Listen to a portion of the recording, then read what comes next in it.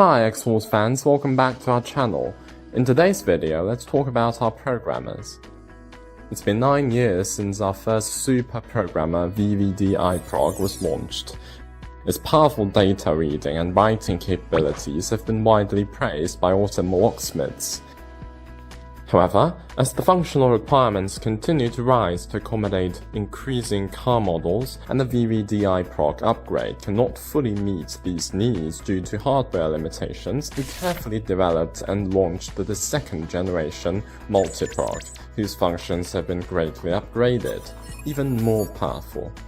Newly added support for ECU reading, writing and clone, TCU reading, writing and clone, vehicle engine data calculation and processing, and automated chip batch programming. And it supports verification. Well, now let's go through what's in the box. You'll first see an instruction manual. Next is Multi-Prog. Here is the IC locking holder, used to lock the chip holder and read the chip. This is magnetic shield, which uses a magnetic design and can be quickly removed to replace other types of adapter boards. Next are touchscreen and status indicator. It will indicate power and the working status. The red button on the side is the power switch. There are abundant interfaces at the back, including a power socket, PE grounding plug, ISP ECU DOIP interface, reserved automation programming interface, RJ45 network port, USB-A interface, and USB interface. The details on how to use these interfaces you can follow our upcoming tutorials. We'll skip them here.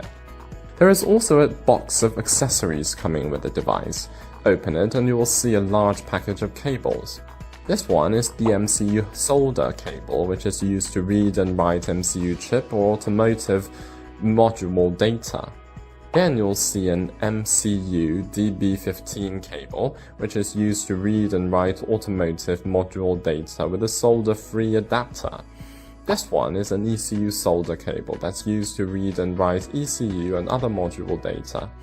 Then here is an ECU DB15 cable, which is used to read and write ECU and other module data with a solder-free adapter. This one is an OBD cable. With it, we can connect the vehicle OBD port and the device to directly read and write ECU and other module data. There is also a USB cable and 220 volt power cord. The last one is a USB Wi-Fi network card. Open the next package. You'll see ECU cable plugs in it, which are compatible with various types of ECUs and facilitate the connection of ECU pins. This is the power adapter. Then you'll see two adapter boards.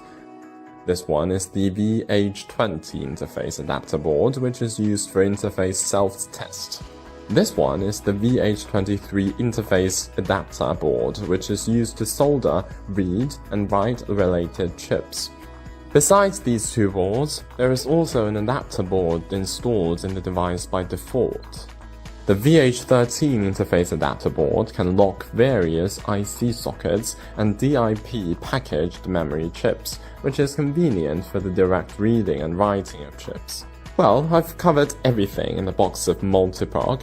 So many accessories and interfaces are designed to achieve more and more practical functions. In the follow-up video, we'll also introduce the functions and usage of the Multi-Prog in detail.